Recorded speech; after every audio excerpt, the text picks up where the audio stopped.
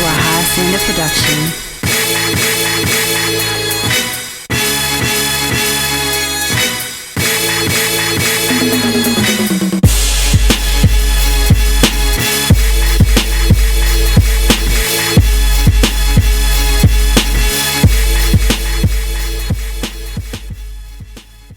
Yo, man, welcome back to Geek Set, the only podcast that blend hip-hop culture and geek culture together. This is One-on-One with Deuces, brought to you by Geek Set, and this is the show where I speak with creators, curators, culture pushers, and people you should know. And right now, man, I'm speaking with one of the OGs in content creation, one of the OGs, man, with this music, with comedy, with just everything, man. Timothy, and I'm probably going to butcher this, Chantarangsu. Did I say that? That's good, dog. That's good. That was good. I spent like 10 minutes trying to just kept on saying it. Like, it's okay. You know, I'm still like I'm easing people into it. You know what I'm saying? Yeah. So like even now I'll be like, yeah, Timothy De La Ghetto. No, I'll be like formerly Timothy De La Ghetto, Tim Chantarangsu. Just so people get used to it. You know? Right. But you know what? I did appreciate when I was listening to your video for you explaining it. That you was like you was very chill about it, and you was like, look, man, I'm not gonna be that guy that try to like correct everybody when they say Timothy De La Ghetto. Like, this is where I'm definitely trying to usher in, and your reasons for it was pretty dope. But I like the fact that you was just like, I'm not gonna be that guy that be like, stopping people and everything. Yeah, and at the end of the day, it's like, if you know me as Timothy De La Ghetto, that's fine. You can call me Timothy De La Ghetto. It's all good. Like, this is more for, not only for me, but also for, it's like some new, like, to be completely like business minded about it. It's just on some branding shit, you know. It's like, I think that, the Timothy De La Ghetto brand has taken me a long way, but now I kind of, I want to like kind of come into my own on some other shit, Right. And it's not like some Cassius Clay, Muhammad Ali, like this is my whole self. Like, it's not. I mean, look, it's still me. That's still my content. Like, it's not a huge deal, Right. But you know what? The way I looked at it, and this is like, as a fan, and fans always gonna pick it apart. When I was looking at it, and I was thinking about it, I was like, like the story of how you started your name. Will Smith was your idol. Yeah. You looked at Rafael De La Ghetto. For those, I know that you have some young folks that don't know. But like, so like, and you had what you said it was the Will Smith plan. That you had. The Fresh Prince format. The Fresh Prince format, right? And so then the way I saw it, I was like, well, you kind of like, even though that you had that format, you have built your own where like you actually have a Timothy De La Ghetto format. Like, you have your own format. So then again, the way I looked at it was like, this is just evolution. This is like, oh, you know what? I had this format, but I actually built my own format. So now let me just solidify my brand and who I am, not shunning away that, but still saying like, this is that, this is phase 2. This is Super Saiyan Timothy right now. That's exactly it, bro. You hit the nail on the head. It's like, this is basically, I think it's important to always keep evolving, and I feel like I did a lot in the past like 10 years, just like entertainment wise and online, and I think this is something I've been thinking about for a long time, and I'm like, and if I really want to take it next level, I feel like this was just something I needed to do, Yeah. And so like, one of the things that I do with this platform that I have is that I do want to make sure that I always give everybody their flowers while they're here. Because a lot of times what happens is when people pass away, then we talk about how great they were and how dope they were. And I want to make sure that you understand the type of impact that you have on this content creator. Thanks, man. Because like, so how I kind of got introduced to you, I got introduced to you, like, I hate to say it, but like, I was heavily into hip hop, the battle rap, and everything. And so Jen first got into Jen, right? And then so I fuck with Jen heavily, and then Smout the South Star had that song, and like, I don't care what anybody say, tell me it's an amazing fucking song. Oh, that is a banger. It's a classic. Right. And so then I was like, man, am I sleeping on these Asian rappers? So I Googled Asian rappers on YouTube, like, as the easiest way. And then I found this like freestyle full of like a whole bunch of you guys. It was I do believe it was the Say I remix. Oh shit. Yeah, that was my first introduction to you, because I was like, and so as I was listening, I was like, all right, I'm gonna listen to some of these, and you stuck out. So then after that, I think the next one I listened to was the Millie freestyle. Oh my God. And so wow. But that made me listen to more. And so like, and then it was like, all right, like I was like, okay, I'm gonna listen to Traffic. But then but it wasn't like like at that point I wasn't fandom yet, but it was like, okay, this is somebody who got skills. So what turned me into an actual fan was the Cruise Control mixtape. Oh shit! Yeah, thanks, man. Cause I was like, cause I remember vibing to it, and like that was around the time where I was like really heavily with like Just Blaze, Heat Makers, and everything.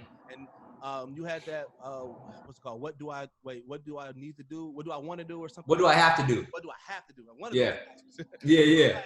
And I was and that song was right. I was like, okay, yeah, I fuck with Traffic heavily.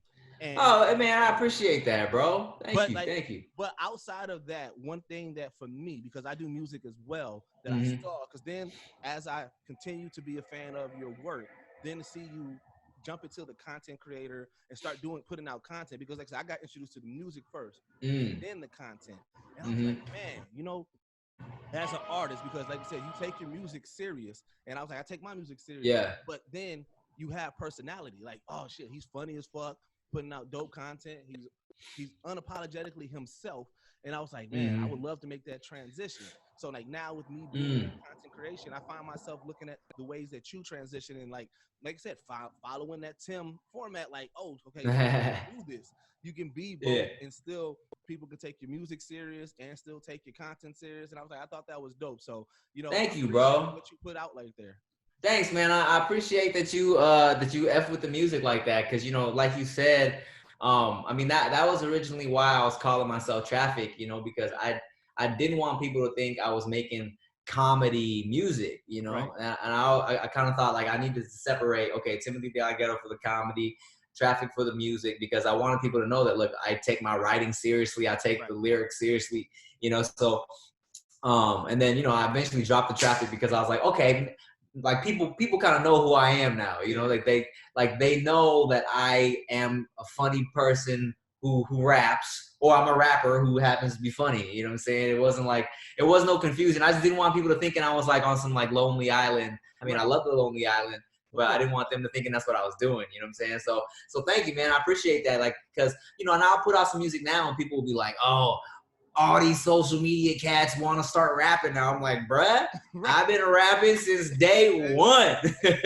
This is day. So I always likened you more to like the Busta Rhymes, Redman, and Ludacris, right? Because when you watch your videos, like you have your personality in there. Like that's what I think is dope. It's like in the videos, in the actual, like, you're doing your stuff. Maybe you make the funny face, or you're right. But like when you listen to the bars are not funny bars, right? Or and they're on topics or whatever the song is, and like that's pretty dope. But then another aspect of what you do that I don't think a lot of people understand, and like I don't have nothing against the people who write their freestyles and then hit the radio stations and do it. But like I've seen multiple freestyles of you just right on the spot. Spitting and throw some of it, like say you throw some funny bars in there. It's more observational rap. But like, the fact that you got that skill, that you're able to do it, and then like there's always, and even all the ones that where you may stumble a little, you find a pocket and that you still killing it. Thanks, man. Hey, look, I try, bro. I try to keep like the real freestyle alive. You know what I'm saying? I feel like no one still does that anymore. And so like, and I warn people all the time whenever they ask me to freestyle. I'm like, look, man, this is either gonna go crazy or it's gonna be trash. It kind of all depends. Like sometimes there are those days where it's like everything is connecting and it's amazing and I can't even believe what I'm saying sometimes. And then sometimes I'm like, hey, can y'all cut this out? But I like the fact that you lean into it, man. I know that helped out with the whole Wildn Out situation with the wild style and everything, and just kind of that off top, just being able to be on the fly and everything. Yeah, man. I used to pride myself because, of course, everyone kind of goes into like the Wildn Out episodes. Like you kind of got some jokes in your back pocket, you know what I'm saying? Like just in case. But I always prided myself as being like one of the only dudes that was really up there, like freestyling as much as I could, like Justina was pretty nice with the freestyle, like Sharon, of course, too. And Conceited can freestyle every once in a while too, but I feel like I was up there prepared the least during the wild style. And that's where it kind of messed me up. in the long run, because in the beginning I could go up there and just wait for somebody to hit me with an Asian joke because they felt like it would be an easy joke, and then but I got crazy rebuttals just easy, you know, like just that I've been doing for my whole life, so that would be easy. So then people stopped coming after me. Right. So then I would have to start like, all right, let me say something to this dude so he comes after me, you know what I'm saying? So I can get some screen time. But and then, you know, and then I would kind of have to like come up with a little joke for somebody just to kind of get them in there, you know. But yeah, man, freestyle. Hey, you know what always took me out? Like, I don't know if it was planned or not, but every time that you got on Wild Style, you always go, bitch. Oh, yeah. Yeah. That shit used to take me out every time because I was like, I knew what was coming, but it was just like every time, like I'm like, I know he's gonna start off with bitch, but you say it so direct. Well, you know what it was? You know what it was is because, you know, like people on YouTube already, they always like the way I said bitch, you know, because they say I hit the B real aggressively, you know what I'm saying? And so I think it was like first season a while now, one of the producers, he was like, yeah, you know what? Like, you know, you'll start to find your vibe on stage, right? And he said like he mentioned something that stuck out for me. He was like, Cat Williams, he would do something, and before he even like said a word, people would just see him like walking up with the mic and they would start cracking up because of like whatever he used to do. And I was like, yeah. And I was like, all right, I'm gonna just start saying bitch every time, you know? It worked every time. Thanks, time. Man. Thank you, bro. So like I said, I do want to kind of go into some of the things like that I noticed during with your career, because like doing the research and just kind of being a fan, I know that one of the main reasons that you got into entertainment was to change the perspective of Asians in entertainment. You tell a story about where he was watching that episode of Fresh Prince, and then the Asian came, you know, Carlton had the little small jacket, and like he was man, this is how America views us, right?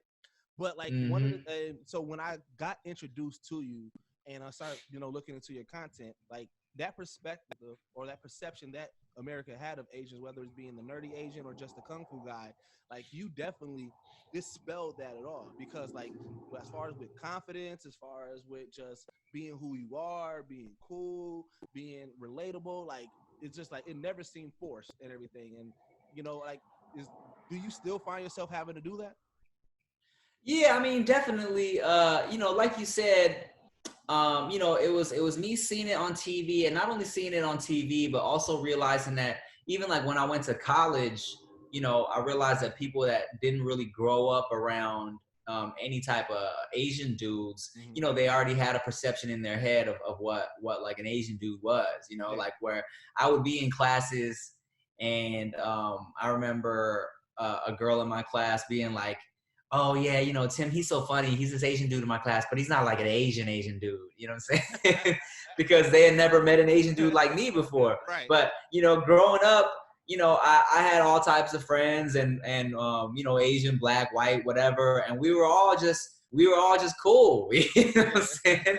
So I feel like even nowadays, but the thing about it is nowadays, you know, I feel like, you know, it's been so long since I've been doing it, but at the same time, there still haven't really been a lot of Asian dudes on TV, in movies. You know, I feel like it's kind of just really starting to head that way a little bit for Asian dudes. And me even being on Wildn Out, I think was important, you know, because I wasn't, you know, like when those other dudes are dissing each other, they're saying very specific jokes to that individual. For me, it was just Asian jokes. You know what I'm saying? Yeah, so when I was up there, it was like they're not really talking about me unless they're saying I'm short or whatever. And then Carlos would make the occasional joke about like my skin being fucked up, but for the most part, it was Asian stereotypes. So I feel like I'm not defending me right now. I'm defending my peoples. Right. You know what I'm saying? So it was a lot of people that I think that like, because Wildn Out is such it's also a very strong following in the South because of like DC and Carlos and Emmanuel. Yeah, so I feel like even though there is a pretty heavy Asian population in like Atlanta, I feel like a lot of those states in the South aren't really used to seeing Asian people like me, you know. So they're not really exposed to Asian people at all. So I felt like I'm to this day, you know, I'm still like kind of out there trying to shed the certain light on the perception of Asian dudes, you know? Are you aware that you kind of became the face of just like of the Asian community and just being cool and existing in that space? Yeah, you know what? I'm glad there's more of us now, but I think definitely in the beginning, and especially in terms of doing content the way I do content, there was no one out there like that. No Asian dudes. There were Asian dudes on YouTube, but they were still very like, you know, we're playing the I'm awkward around women, I'm shy, I'm this and that type vibe, and that was never my vibe, you know. Right. So I think, you know, to this day, like dudes are like, yo, man, you made me proud to be Asian when I was in school, or when girls hit me with the, you know, you made me curious to date Asian guys. I'm like, yes, that's what I did this for, you know. That's dope though, yeah, because like that, and that's what it became. Because like I said, I got in like when I saw Jen and then I saw Smiles and South Stars and I got into your content, that's when I started seeing more. Because then, like I said, you would work within your community as well and work with other creators, Asian creators, and so like you introduced me to a lot of other ones as well, and just it became a thing where I was like it made it more normalized. So like for me, like I said at the start, definitely the regular perception that America had, even with trying to be as conscious as I can. But like now it's just like if I seen an Asian on a movie and he was acting like you, or on a show that was acting like, you know, just acting cool or just acting like, it wouldn't be a shock to me. It wouldn't be like, I don't even look at it like, oh, that's that Asian person or that's that Asian actor. It's just like, yo, like that's a dope ass actor or that's a dope ass actress or artist or whatever the case may be. Yeah, you know, and I think that's you know, that's why they say representation is important. You know what I'm saying? It all really just comes down to making it look normal. You feel me? Instead of being like, oh, what is an Asian dude doing there? It's like, this is real life. We be here sometimes. And then you made it digestible, because like it's kind of like you were speaking to the people with the same thought process. Like, so like I wanted to get into like your content, because one of the things that I thought was really dope, or just like a constant in your content. So like you always had the ladies in your with your videos, with your content, right? And then I was watching one, like, I think it either was on the No Chaser podcast or a different podcast, but you were explaining that when you do shoot a video, like you knew what the thumbnail was going to be, but you would give the featured girl 2 thumbnails, and they would always choose the booty one because they know that one was going to get the views. So it was like even though like I know that, you know, like you always joke about it, like how certain people like, oh, Timothy's a perv and everything, but you're like, it really wasn't you. Like you knew it from a marketing point, but you did put it in their hands. They could have picked the PG one, but they always go with the booty one. The thing about it is I always, you know, when I chose the thumbnails, I would always like 90% of the time, I would ask the girls for their approval first. You know what I'm saying? Because I know like girls are very particular about how they look in certain pictures and stuff like that. Guys will just be like, you look good. Like, what are you complaining about? Right. But a girl will be like, oh my God, my left nostril looks crooked. Change that. You know what I'm saying? Yeah. So, you know, even though I try to put out, I worked with a lot of ladies, of course, in my videos, because, you know, especially back in the day, that was like the move on YouTube. You know what I'm saying? Get a sexy girl as a thumbnail. That was the way to do it. But I always, you know, I try to keep it real respectable. You know what I'm saying? I feel like, you know, especially people used to come at me with oh, you're objectifying these women. I'm like, they hit me up to be in this video. What do you mean? Like, I told her to wear a dress. She showed up in a thong. It's not my fault. But see, and in that, people don't realize that within that community of being content creators and even the models, like it goes hand in hand. There's benefit from both. Like, you know, you're putting out dope, funny content. The model that would be in the video or they're getting exposure, but a lot of the times they're not just in there with just their booty. They have speaking roles, right? So they got the opportunity to show their personality and things, like, because there's a lot of them that now when you see them, you're like, oh man, they're actually funny. And they got introduced through, you know, whether it's your video, Batch video, Daystorm, whoever the case may be, they were in one of those videos, started off as an Instagram model, and now they're doing out their own sketch comedies. Bro, it's crazy because the internet world is real small. You know what I'm saying? Like, you know, like the Game and you know, and Kanye and them, when they used to rap about how you would put one girl in your music video and then all of a sudden she was in like 10 other music videos. Like, it was like, it's so funny because the same shit I would put a girl in a skit and she would like not only be really attractive, but also she would be funny. Like, I think all the other influencers or like YouTube cats, whenever they saw that, like, oh shit, she looks good and she's funny, they would immediately be in the DM. Yeah. Then like the next week I see her in a skit with so-and-so. I'm like, oh man, I put her on. It's all about me in the verse. But no, that's dope. And like, that's another thing like that I do love about that community is just that like you've worked within like YouTube, within Vine, within Instagram, you've worked with pretty much everybody. Like I was trying, at one point I was like, I'm just gonna search Timothy De La Ghetto and then random influencer, and I'm just like, man, he got a video with everybody. You know, I'm all about, I think it's important to, you know, I think networking is really important, you know what I'm saying? Mm-hmm. And I feel like, you know, for me, for the longest time on YouTube especially, I think, you know, it was very cliquey. Yeah. And for me, just like in high school, I was never really in one of the cliques necessarily. I was always cool with everybody. Like, you know, I kind of had a foot in every YouTube group. You know, I was like, I was working with like the Black YouTubers. I was working with the whitey YouTubers. Of course, I was working with the Asians. And since I did the music, I was cool with all the musicians. So I was doing all types of different collaborations, you know. Right. And to this day, I feel like when people need to get plugged with another content creator that they don't have info on, they'll hit me and be like, yo, you got so-and-so's number? I'm like, well, actually, I do. And that got to be a change for you in regards to like, well, not necessarily a change, but like that OG tag, that's OG, like, you know, even like if you think about like from the hood point and everything like that, like the OG was the connect. Like you are legit like you are the connect. How was that transition? Like, when did you start accepting that you are the OG? Man, it was like, you know, I've just been doing it. Well, here's the thing about it, right? It's like originally everybody I came up with that I worked with, we all kind of popped out on YouTube around the same time, like 06, 07 when it kind of started off, right? 05, like that whole time. So it wasn't really until I feel like the second wave, or not even the second wave. I think second wave, you know, they respected me as someone who'd been doing it for a long time, but also they were still, you know, relatively popping off doing like, you know, like the original Vine like squad and other people who kind of popped off like that. Like they respected me as one of the original guys, but they weren't that much younger than me. They're still kind of like, we're all still kind of like in the same age group. So I didn't really feel too OG-ish until I want to say like third wave, like the past few years where I would go to like an event like Playlist Live or VidCon, right, and I'd be looking around like, man, these kids are so young.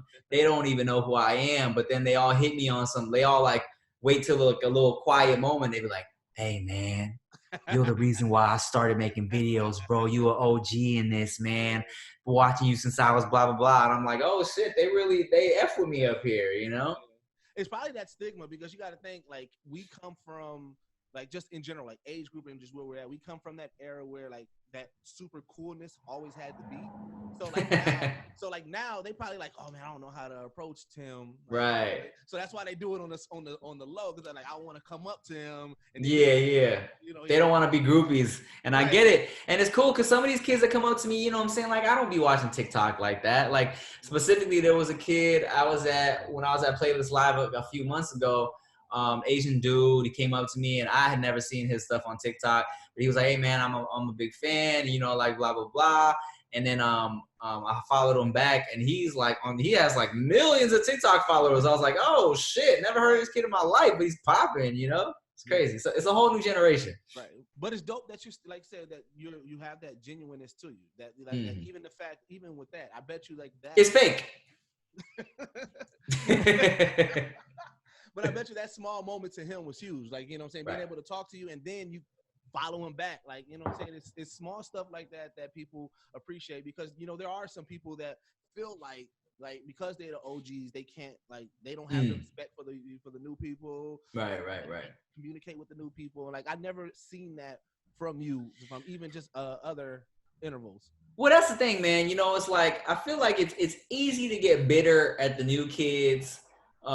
if you let yourself think that way, right? And I'm not gonna lie, like when Vine first started popping off, I was a little salty about these kids where I was like, man, I've been making YouTube videos, like whole ass 5-minute skits with a camera crew for years and years and years, and now these kids with their 6-second cell phone clips are at the same events as me, getting the same opportunities. Listen, bullshit. But and I was a little salty, right? But then I realized, first of all, I realized a couple things. Like for one, I remember coming on Wildn Out the first day, being on set with like a few of the OG comedians, you know what I'm saying? And then one got kind of, I feel like was under the influence or was inebriated or whatever was going on, and kind of came at me and Emmanuel Hudson sideways on some like, I Googled you motherfuckers last night. Y'all don't deserve to be on this show with me. I've been a stand-up comedian for so-and-so for how long, you know, and was really bitter about it. And then I realized that's like the same attitude I was having towards these Vine kids, you know, like just because it's a different avenue.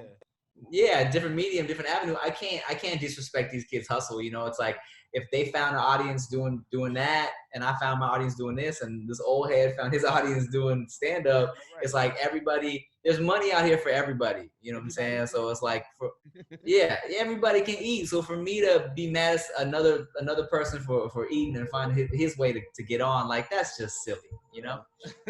But no, so speaking of like the emergence of Vine and just like this new way of creating content, I know that that's one of the reasons why you stopped doing sketches is because you were investing a lot of money into it, but the payoff wasn't as big as far as that goes. Now, but you know, like your fan base definitely wants you back into that sketch comedy world, or just man.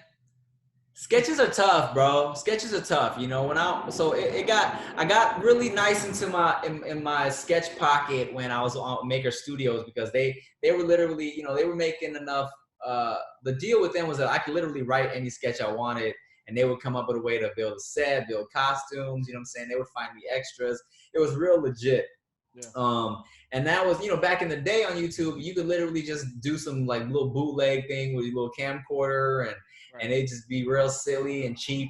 And then it was fine, but then YouTube evolved. And if you put some shit like that on YouTube, they'd be like, oh, what, the production on this is horrible or so cheap. And then I feel like it's crazy because now everything's kind of flipped with like Instagram and Vine and TikTok. You could literally be, you know, with your cell phone, talking to yourself, and it's a whole sketch. And, you know, but back in the day, I felt like I needed to put so much into it. You had that quality, man. Yeah, and now I still feel like I want to have the quality, because I want people to look at my YouTube channel as like almost like a resume. Right. You know what I'm saying? For like sketches and music videos and stuff like that. Like I want everything to be real quality on there. So, you know, it just got to a point where I felt like I was putting in, you know, whenever I invested money and time into a sketch, it was never making enough, getting enough views to get my money back. You know what I'm saying? But so now, you know, if I get like a nice little brand deal from whatever, and I got some extra money, I'm like, all right, cool. I can make a sketch just for the love. Right. And just cause I want to create some quality content, and I don't have to worry about if my money gets returned to me. You know what I'm saying? So, you know, it's a little struggle to do the sketches, but you know, that's why Patreon is good. I'm about to launch a Patreon soon. Just on that wave already, man. Yeah, you know what? I'm kind of late to the Patreon game.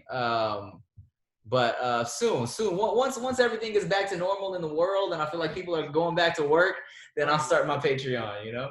So speaking of like just like funding, one of your stories that really like opened up, and then like I'm talking about like late for me, like last year you were, I forgot who podcast you was on, but you was talking about your situation with Maker. And it made me open up, because like trying to be in this content world, it made me like, oh, I need to be open to what type of deals, because you stated that like when it came down to the renegotiations, you was like, I just kind of want the money, and then they threw you some stock, and that ended up paying off. Yeah. And that payoff, I'm not gonna count your pockets on here, but that payoff that you said, I was like, man, I need to be open. Like if these people come, I'm like, hey, let's discuss some other things real quick, because you know what? That's the thing about it. You gotta, you know, I try not to I definitely am weary of people trying to get their percentage and trying to work and this and that. I'm really picky about who I work with, you know. Right. But at the same time, I'll work hard, but I'm also very lazy. You feel me? So whenever I have the opportunity where it's like, hey man, yeah, we'll take a little percentage and we'll do this and that for you, I'm like, okay, cool, it's lit, right? In terms of Maker, yeah, like you said, you know, when I re-signed onto them, I just wanted my higher signing bonus up front, and he was like, "Let me throw you a little stock," and I didn't know how stock worked. You know, I was still like, don't know how, but it made me start looking into it. "Bro, me neither." My brother who does the podcast with us, he's the finance major, so he knows about that stuff. So I told him, I said, "Hey man, listen here, I'm just gonna make sure I funnel a lot of these deals through you because like I showed him your video. I was like, he was like, I mean, yeah, that makes sense. I'm like, well, it blew my mind. Yeah. I did not understand. Just somebody had to come up to me and they were like, "Hey, you still got that stock?" And I was like, "I guess." They was like, "Hang on to that. Something big is going down."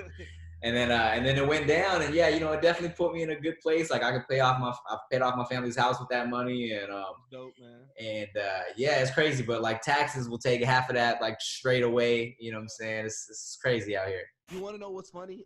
Your same story with your parents about when they kept on was like, oh, you know, he's in communications, and then they finally was like, yeah, my son's famous on YouTube. Yeah. Same scenario, because like I said, with music, I've been mildly successful with my music, but like for the longest, like you know, like my parents wouldn't talk about my music at all. You know, they would never bring it up, and I just remember one time my dad was like, yeah, man, I was at work and I was telling somebody about your music video, and I'm like.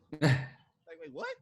When that's dope. So it's like, you know, just knowing that, like, you know, your parents like appreciate what you're doing, but once they are like, okay, this is not just a hobby, this is something that you're doing.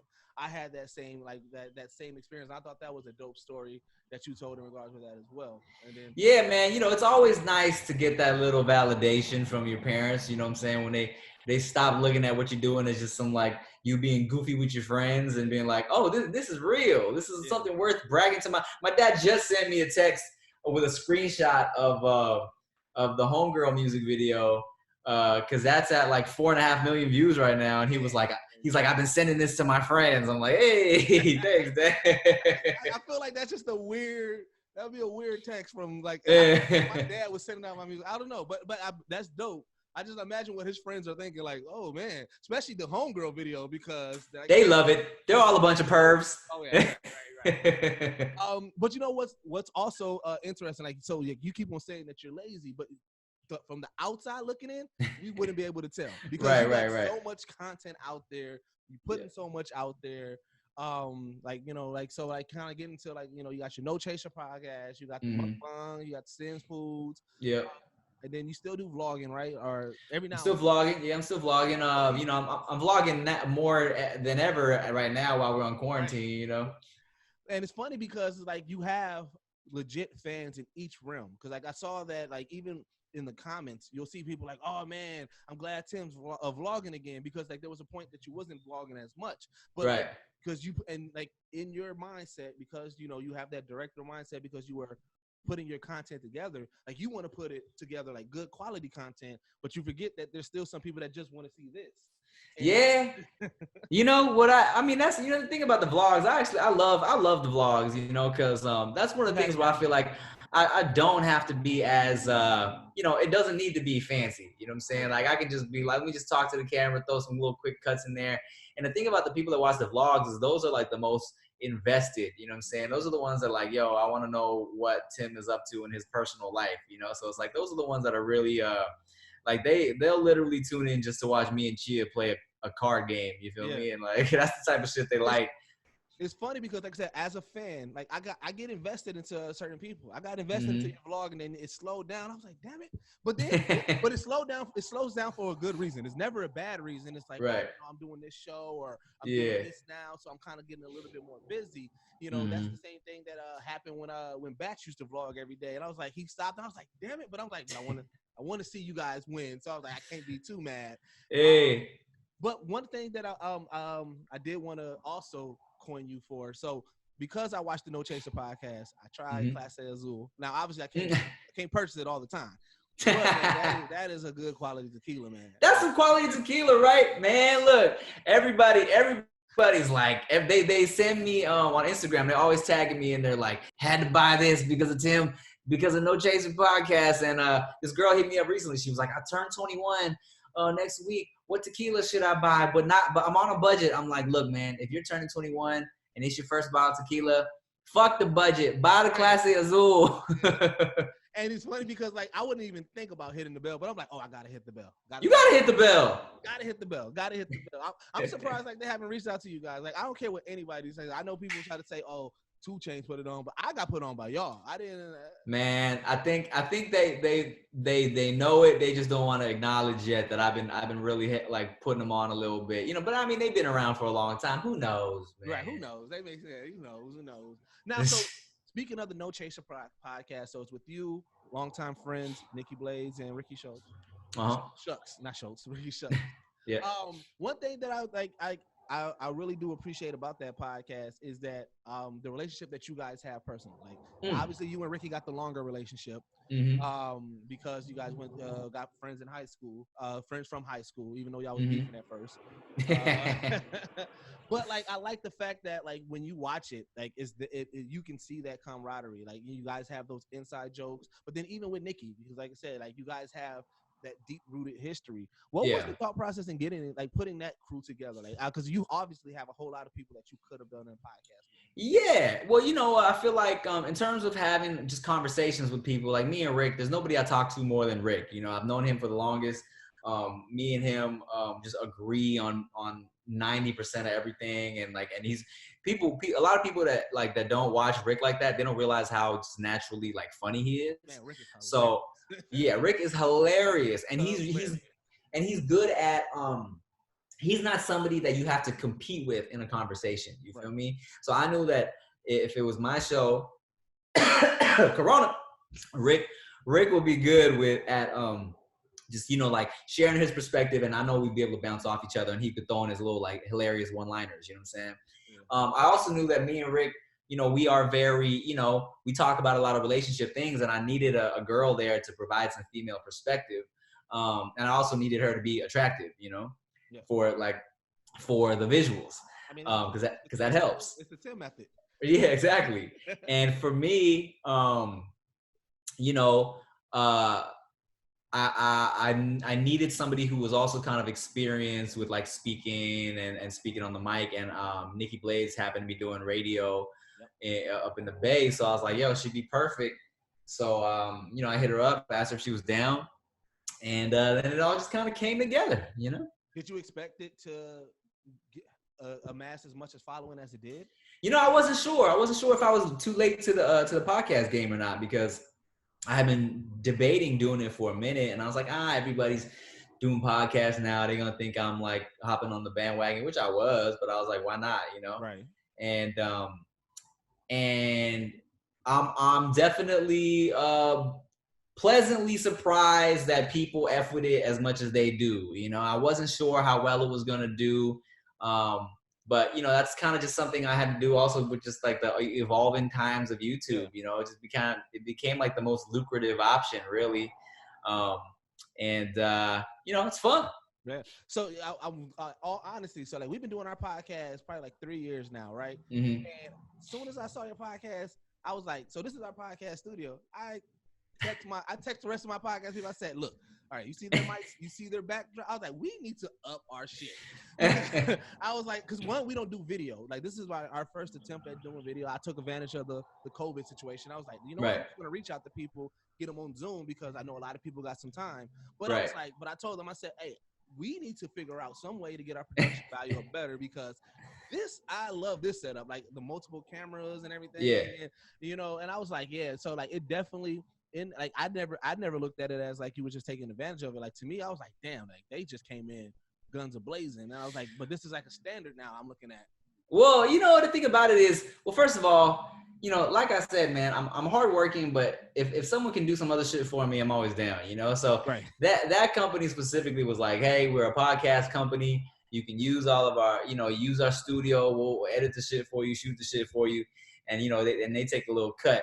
To be honest, man, sometimes I debate like maybe let me just shoot the shit in my room, and then and pocket that cut that they take. You know, maybe I don't need a fucking view of Hollywood in the background. You know what I'm saying? Like, it looks good, but like, I mean, you haven't seen any dip within the last few podcasts because like, right, like the back, like I get it that the background doesn't really take too much because the episodes that you've been doing in this COVID situation still go, like they still getting the same type of response. So I understand that. I don't know. I just want a better view, man. We got Mark's, you know, freaking. Just hang some artwork, dog. You don't need to get too fancy with it. That's the beauty of the podcast, you know.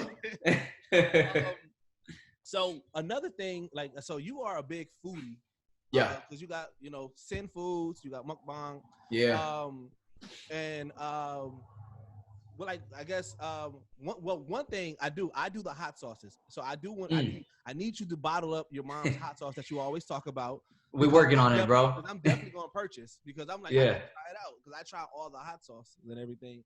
But let's start off with the Sendz Foods with David So, because like that's a dope project because I know that you started it just like funding it yourself, and just going to like local food conventions and meetings that within the local area. But you started off with that goal, that mindset that you want to sell it so that way you can get it bigger. Yeah, you know, because I, you know, like I said, I like my shit to be quality, and I already kind of had a vision for it. Like I wanted it to be like a travel show, you know what I'm saying? But I couldn't afford that. I knew I couldn't afford that, and so in my head I was like, let me just shoot these episodes. You know, I think the first year of the episodes was just us, LA, San Diego. Anything I could find in LA and San Diego, you know, that was popping up. And luckily, you know, LA's it's a big food city. So there's always like things going on. So I was able to get a good amount of episodes done. And luckily for me too, just like having worked with a bunch of different people in the past, it was actually a dude that used to produce for me at Maker who was at Thrillist and hit me and was like, yo, man, I know, you know, you've been doing this Sendz Food show. I love it. Thrillist is looking to put out more original content, and then that's what started the conversation. You know, so I was like probably funding it out of my pocket for like a year or less. You know, the episodes weren't really like, I would kind of like break even, you know what I'm saying? But then I was able to do a little like, hey, yo, this episode of Sendz Foods is brought to you by whatever, get a little extra money on top of that. But, you know, luckily, I kind of, you know, I put that shit into the universe, and then was able to sell it, and we're having a good time traveling all over the country, just eating and drinking, you know? And like, it's funny because as a content creator myself, like we're in that realm where like we're trying to turn it into profit. Like right now it's just us spinning. And we do these conventions. Now we're gaining good connections. Like, you know, we're like, we cover Crunchyroll Expo. We're going to be covering out in San Jose. We cover C2E2. Like, so anything, like we're based out of Milwaukee. Have you ever been to Milwaukee? Okay.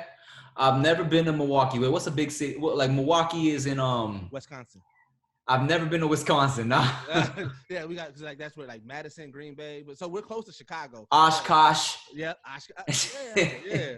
So like we do, we're like, so a lot of things that happen in Chicago, we go out, but it's just like it's one of those things. Like I believe in this podcast so much because of what it does in the community of blending both cultures.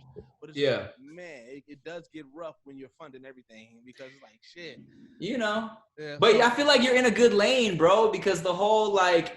You know, I feel like just the past few years has been a whole, you know, you see so many like just like black people loving anime. You know what I'm saying? Like I feel like that was the whole reason why I started it. So like when I think about all the geek properties, and much respect to all the geek properties that's out there, they all have that stigma that, hey, I don't like how that is. Like, and I was like, there's a lot of people like us that speak about this geek stuff, but like, and I wasn't hearing us on those platforms. So when when we started it, I was like, okay, I want to put this together, but I was like, I want it to be definitively hip hop and geek culture. So when thinking about like Dipset, I was like, oh, Dipset, Geek Set. And so like, you know, we ran with that, and like the community and a lot of people would rock with us because we have the knowledge of both geek So like we can go in on anime, comic books, video games, and all that, but then Mm-hmm. we also can go in on hip hop history and everything. Right. So, like, we're respected in both cultures, and I think that's where that's our niche, and that's what we've been getting. I think that's dope. That's dope, and it's important because, you know, like, people are complex. You know what I'm saying? Like, you can like hip hop and you can like anime.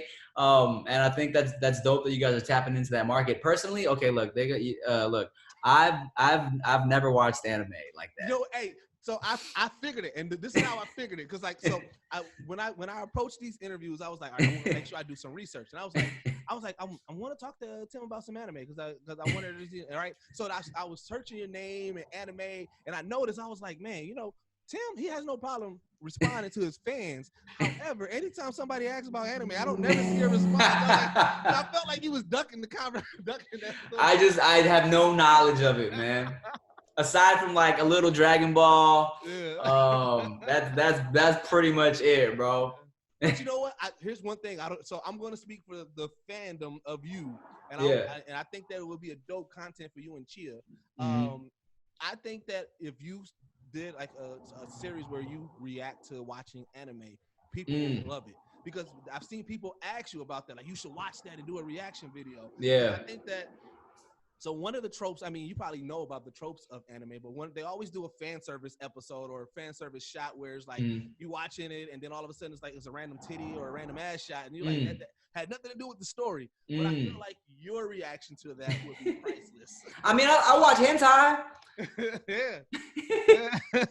I watch some of that on occasion, but you know what I've seen? When I was a little kid, I watched this thing called Ranma 1.5 or something like that. You ever heard of it? I haven't heard of that one, but it's about it's this guy who takes, every time he gets in hot water, he turns into a woman. And or is it a woman that turns into a man? Some shit like that. I just remember being a little kid watching and then watching a man go into a hot tub and come out a woman, and then she was naked, and then someone walked in, and then it was crazy. But it wasn't hentai. It was like a regular anime. I don't know, man. It's crazy. They have a whole lot. So there's this one anime. The community is probably gonna kill me for not knowing the name. But there's this one anime that I saw. So it's this dude. He's a regular dude that just wants to help out people when they're in trouble. But every time he helps out a woman that's in trouble, he accidentally makes them orgasm. So it's like there was one scene, like this girl, she fell into a puddle of water, so he went to go help her out, and he picked her up like this, and so she's like, you know, legs up, and then the fountain shoots up, and the fountain is shooting up, hitting her in the vag, and it keeps on hitting her in there, and then she ends up orgasming. And so it's like, he's just like, it's a whole bunch of scenarios throughout the whole series of him just trying to be a nice guy and help. I'm gonna Google it. Actually making people orgasm. I'm gonna Google it. Anime is weird, but it's dope because like I like weird shit. I love just the beauty of like animation and stuff too, because I used to draw a lot. You know what I'm saying? I was an art major for a little bit. I was almost gonna be like, I mean, my goal when I was younger was to be like a cartoonist. You know what I'm saying? Yeah. So I appreciate animation, and I should watch more anime actually. I think it'll be hilarious. Have you done any animation, like in general, like voice work? Yeah, I did. I mean, I used to have a cartoon with Rick and my boy PD Flow. It's called Powerhouse. You should watch Powerhouse, dog. I'm putting it on my list right now. Look up Powerhouse. There's a few seasons of that on YouTube. And I did one episode of a Cartoon Network show called Apple and Onion. I played a rapper that was named Lil Noodle. He's a little carton of noodles, and he raps, and they want to bring me back for another episode. I would love to get into more voiceover work. Actually, it's fun. You know, I think you're fit for it because like you got a unique voice, but like I know for a fact that like just like there's room for you to be in that realm. And then, like I said, because you got one of those voices that's recognizable too. So it's like it'd be like they'll also have that draw. Like, but I can see you more so in like if there was like in the Boondocks realm. Because you gotta be able to have that aspect of, all right, so this is good. It's animation, but I like the fact that you're not afraid to play into stereotypes if it's good content. Right. So, and that's where I always put Boondocks, where I always tell everybody, like, yes, they're going to play into some black stereotypes.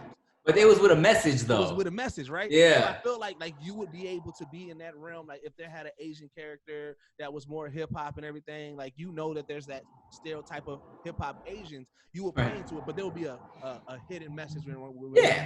It'd be in tasteful management, I'll do any cartoon if they're paying me, man. Look, that's bottom line. I'm selling out no matter what. Like this. As long as I'm not doing no super Asian accent and it's not detrimental to my people, I will do the voice.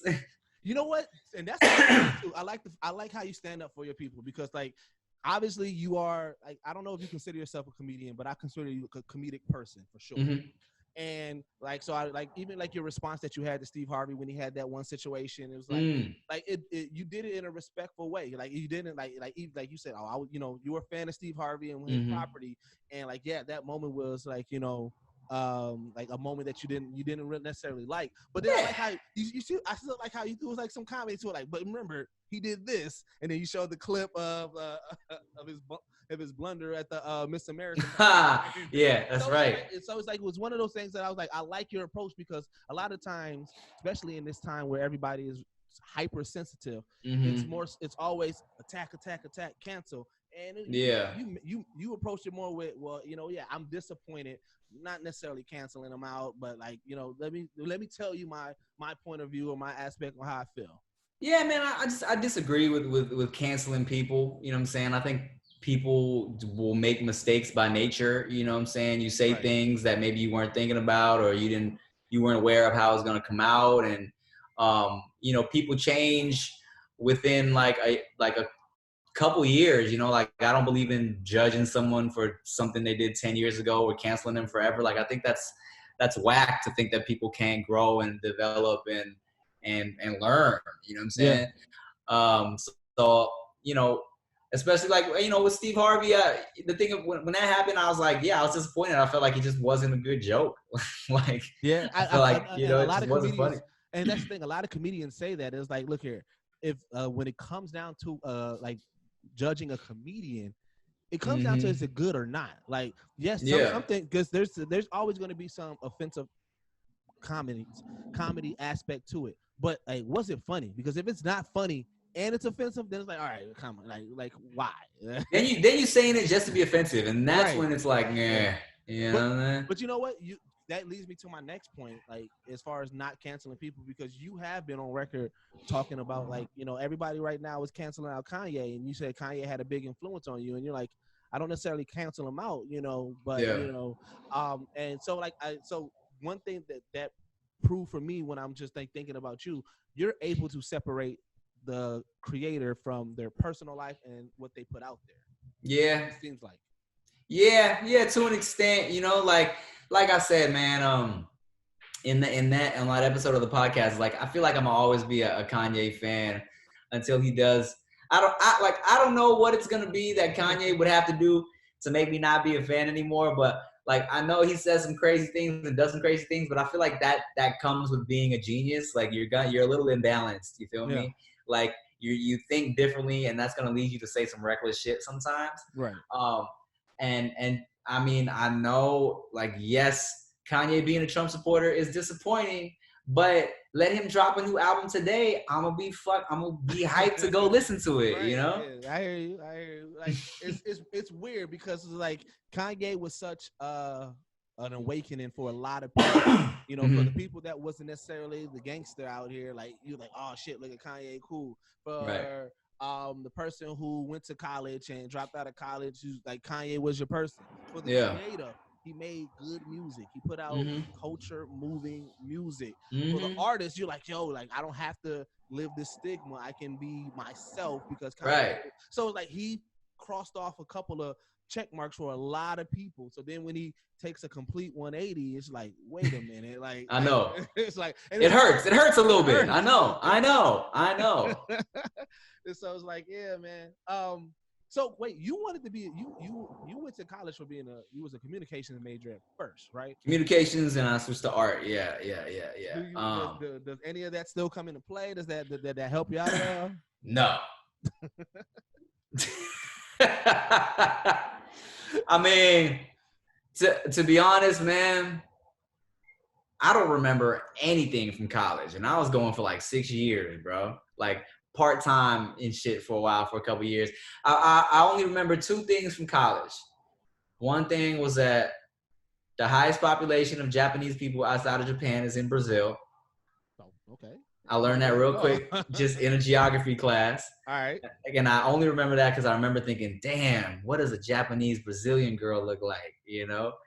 And then the only other thing I really, the most I took away from college is when I was doing my general education classes, and I took human sexuality and I took women's studies. And, a lot of that shit I remember, and it helped me when I was doing my advice videos on YouTube, when I was doing Dear De La Ghettos, and these kids were asking me about like, relationships and sex and all that stuff. Like I had a lot of, like, not a lot of shit was from experience, but then a lot of shit was like, I actually learned about it, you know what I'm saying? So that helped me out. But in terms of like communications, man, I don't really remember anything. The art classes I took, don't really. Not really, no. So like, one of the hot takes that you put out there, so I watching just like different content, you are a big fan of Church's Chicken. I love Church's Chicken. I will ride till I die for Church's Chicken. You said like the juices. The juice, it's not grease, it's the juice. Do they got churches in Wisconsin? Yes, they do.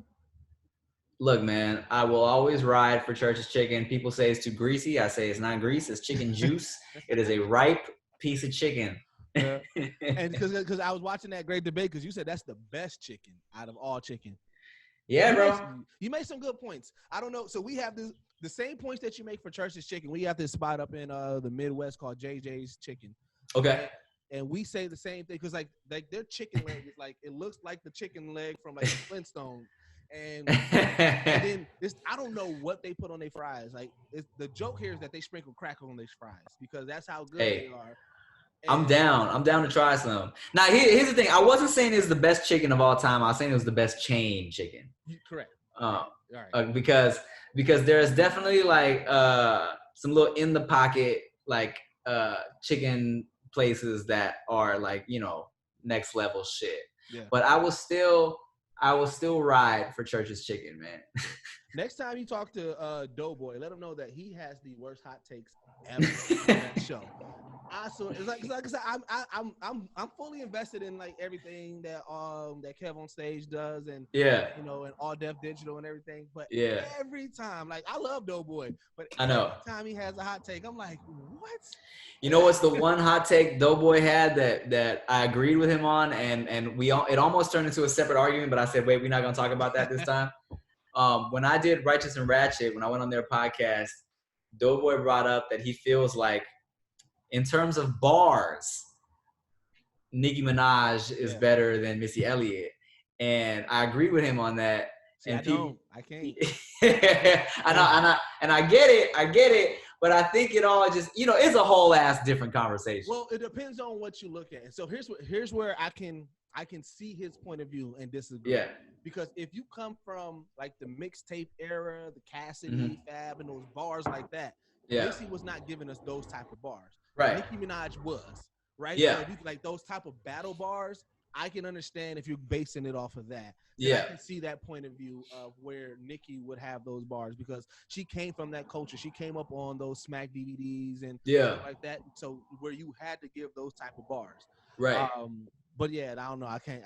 That was my thought process. I feel like if we're looking at a bar as a definition of like, this is a clever line, then that's what I was going off of. Like, then Nicki has better bars.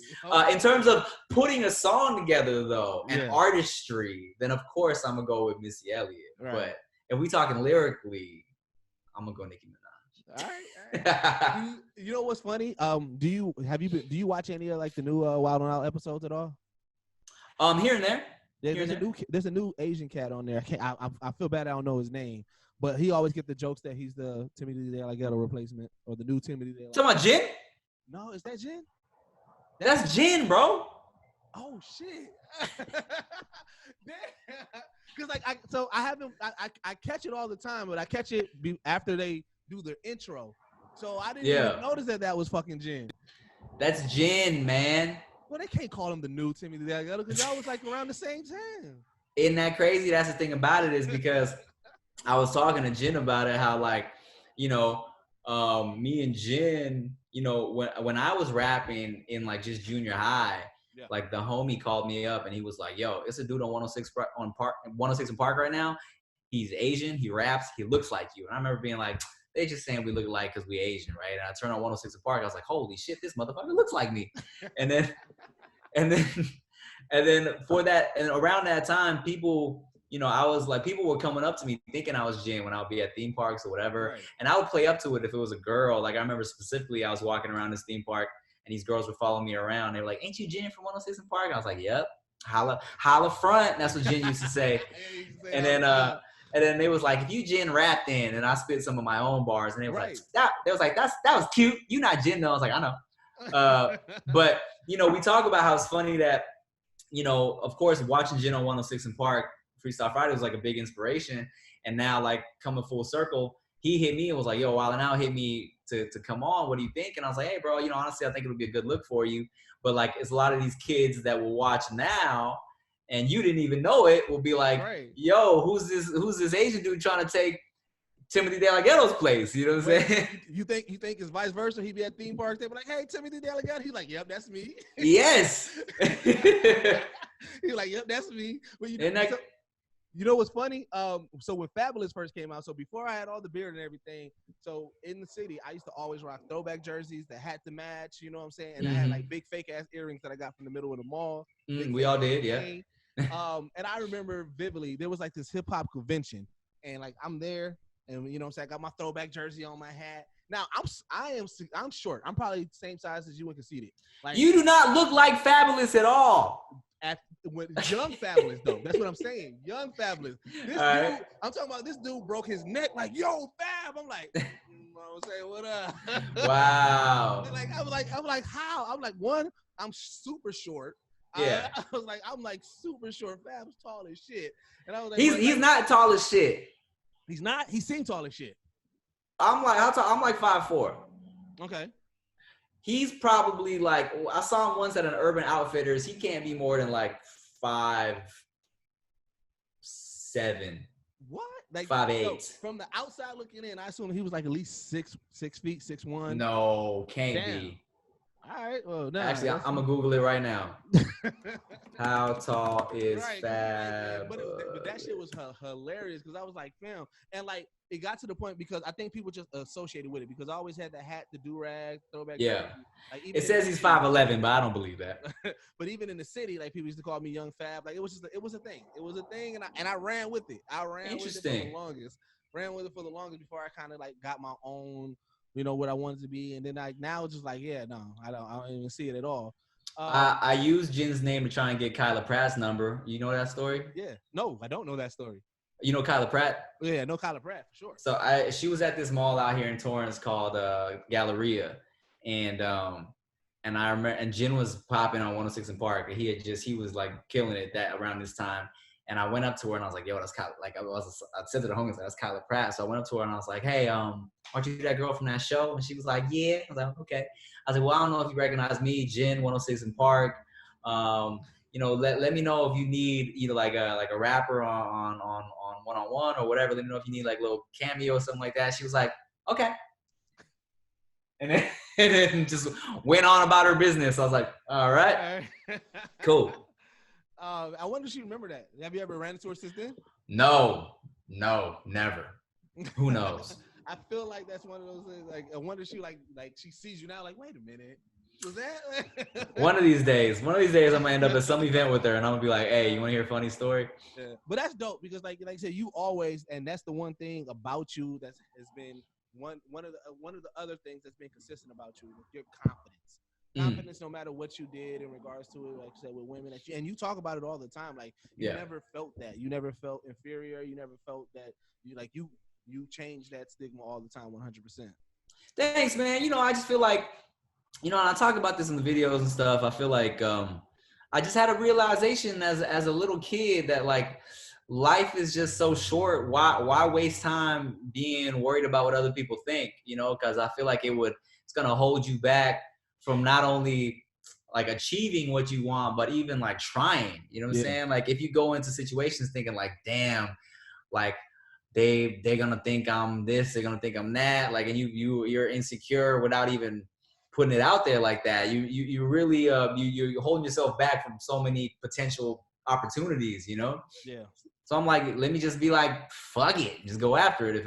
If it's whether that's a girl or a career path, or whatever, you know? All right. Well, before we end out, so we do these things we call top 5. I'm actually 2 top 5. I usually do one within your content, and then one just like I feel like I'm like it's gonna cause maybe a little controversy, but not too much. So first thing I want to ask you, for you, because you do music, and I don't think you ever talked about like too much who influenced you and everything. Top 5 rappers for you. Top 5 rappers that influenced me, or top 5 rappers in general? In general, of all time. Top 5 of all time. Andre 3000. Tupac. Eminem.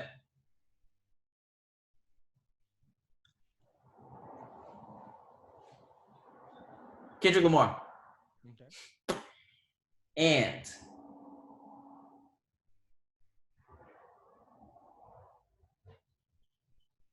I'm trying to think now. My last spot, I'm trying to think of who made me want to rap. If I'm thinking about who made me want to rap, Busta Rhymes.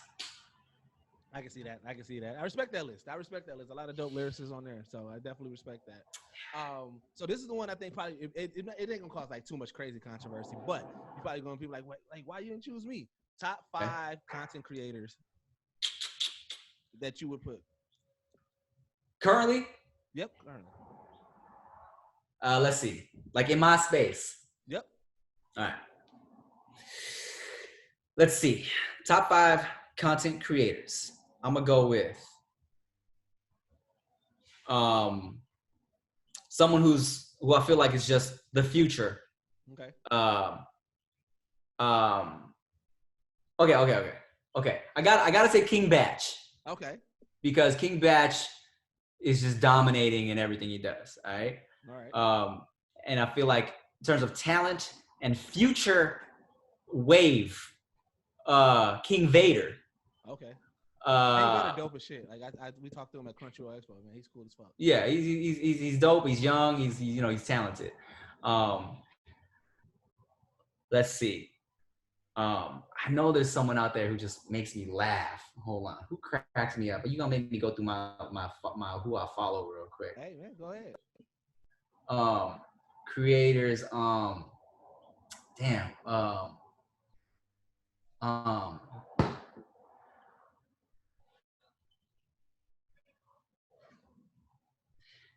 Timothy Delgado. No, I was playing.